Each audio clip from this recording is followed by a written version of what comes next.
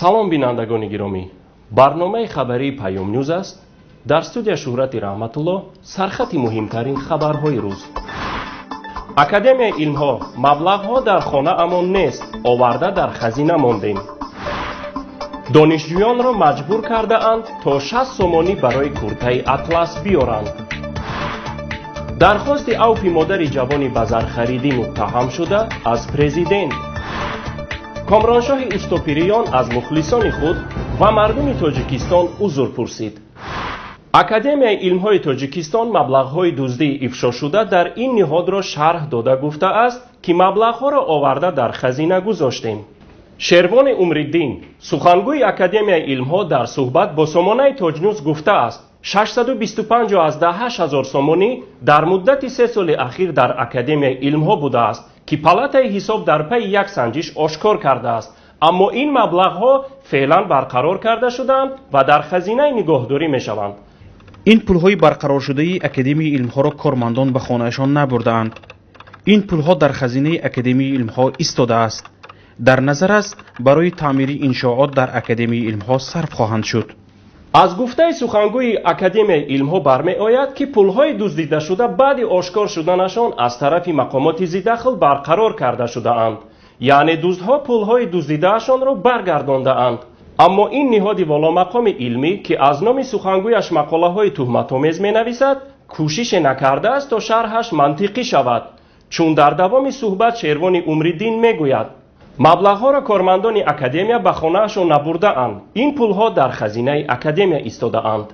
کارشناسان میگویند اگر کارمندان اکادمی علمها پولها را به خانه‌هایشان نبرده باشند، پس چگونه دزدی آشکار و سپس برقرار کرده شده است که خود اکادمی هم برقرار شوی را اعتراف میکند. از دانشجویان دانشگاه‌ها از 60 تا 80 سومانی برای خریداری و دوختن کرته اطلس برای راهپیمایی در روز عید استقلالیت ملی طلب کرده شده است. صبرینا دانشجوی دانشگاه ملی گفت ما را مجبور دارند که برای کرته اطلس 60 سومانی بیاریم. پس می گفتیم 60 سومانی از کجا میابیم؟ هر روز ما شیروفکا می رویم. حیران ماندیم. میگویند که در راهپیمایی باید همه کرته اطلس یک خیله داشته باشد. این حال 50,000 دانشجو از دانشگاه و کالج‌های شهر دوشنبه در میدان‌ها و تالارهای ورزشی به مارشیروفکا برای چاره‌بینی‌های روز استقلالیت دولتی جلب شده و تمرین دارند. طبق گفت شاهدان از سبب کمبود تالارهای کلان تمرین ورزشی و هوای گرم در یک روز در 2 بس تمرین‌ها صورت می‌گیرد. مادر یک جوانی که با اتهام ساخته به 7 سال زندان محروم شده است از امامعلی رحمان خواهش عوف پسرش را کرده است. این جوان جورابک میرزا غایبوف نام داشته 4 فوریه سال روان در دوشنبه بازداشت و با اتهام زرخریدی یعنی ماده 401 قسم 1 روانه زندان شده است. مادرش سیلی محمد نظرова میگوید پسرش گناه ندارد و از امامعلی رحمان میخواهد او را عفو نماید. میرزا غایبوف با جرم دعوت جوانان به سوریه به محبس رفته است، اما خانم محمد نظرova در صحبت با خبرگزاری آزادگان گفته است پسرش عموما سواد دینی ندارد، بسم الله خود را نمیدانست، تصورات علم اسلامی نداشت، گیمنازیای 74 را ختم کرده است که آنجا همه مسیحی بودند. فرزند ما زیانش یگانجا در رسیدگی نیست، ترکیه رفتگی نیست، سوریه رفتگی نیست، بسم الله خودشا نمیدونست، تصورات علمی مسلمانی را نمیدونست که برای که گیمنازیای 74 تمام کردگی اینترنتی دوبرساسیت و یکچینور انم جرا تمام کردگی خریستیانی بودند. ای جناب عالی احترامنا خواهش میکنم، من نه خونه دارم نه در دارم نه صاحب دارم، فقط فرزند ما را آزاد کنن که من عذاب کشیدم. گشتینگیر تاجیک کامرانشاه اوستوپیریان در قوه آزمایی نخستین در بازی‌های تابستانه المپی ریو دی ژانیرو از رقیب گورجیش ورلم لیپارتلیانی شکست خورد. 10 اوگوست کامرانشاه در رشته جودو در وزن تا 90 کیلو وارد رقابت گردید، اما نتوانست پیروز شود. 18 ثانیه قبل از انجام رقابت ورلم کامرانشاه را به زمین خوابانده 20 ثانیه به او امکان نداد که از چنگالش خلاص شود. همین طریق گشتینگیر گورجی غلبه صاف به دست آورد و به دور بعدی راه یافت، ولی پهلوان تاجیک از ادامه مبارزه برای مدال المپی محروم گشت. او در صحیفه فیسبوکی خود از مخلصان عذر پرسیده نوشته است 4 سال سفر و تمرین و مشق‌ها سبکسازی وزن و همش در یک رقابت برباد رفت.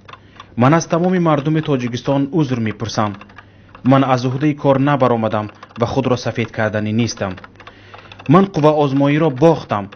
انشاءالله روزهای ما در پیشند. خیر ریا. اکنون به توکیو 2020 آمادگی میگیریم. از این پیش مشتزن تاجیک انور یونوسوف هم در المپیادای ریو اولین شده در مسابقه اشتراک نموده ناکام گشت. بازی های 31 تابستانه المپی در شهر ریو دی ژانیروی برزیلیا تا 21 آگوست ادامه میکنند. از 7 ورزشگر که به هیئت منتخب المپی تاجیکستان داخلند، 5 نفر باقی مانده در مسابقات من بعد شرکت خواهند کرد. اکنون مختصر از رویدادهای جهان و منطقه. در یک کارخانه بزرگ استحصال موادهای کیمیایی استان خوبه چین ترکش به وجود آمده، در نتیجه 21 نفر به هلاکت رسیدند. مسئولین حالتهای فوق‌العاده استان خوبه به رسانه‌ها گفتند که تعداد فوتیدگان شاید از 21 نفر زیاد باشد و در مکان حادثه جستجو ادامه دارد. بر اساس انفجار در استان مردین ترکیه 13 نفر به هلاکت رسیده، زیاده از 30 نفر جراحت برداشتند. گفته می شود این گونه انفجار در 3 شهر دیگری ترکیه نیز در یک وقت به وقوع پیوسته است. تا به حال هیچ یگان گروه حادثه را به دوش نگرفته است. کانکنهای بولیویگی 47 پلیس را به اسارت گرفتند. این حادثه زمان به وقوع پیوست که کانکنها ضد قانون کوپراتیوی کردن کانها دست به اعتراض زدند و پلیس 86 نفری آنها را بازداشت کرد. در جواب تظاهرگران 47 پلیس را اسیر گرفتند و شرط گذاشتند که تنها بعد آزاد شدن همکارانشان پلیس ها را آزاد خواهند کرد. با همین برنامه خبری پیام نیوز به آخر رسید. با ما باشید. خیر تا روز دیگر. خدا حافظ.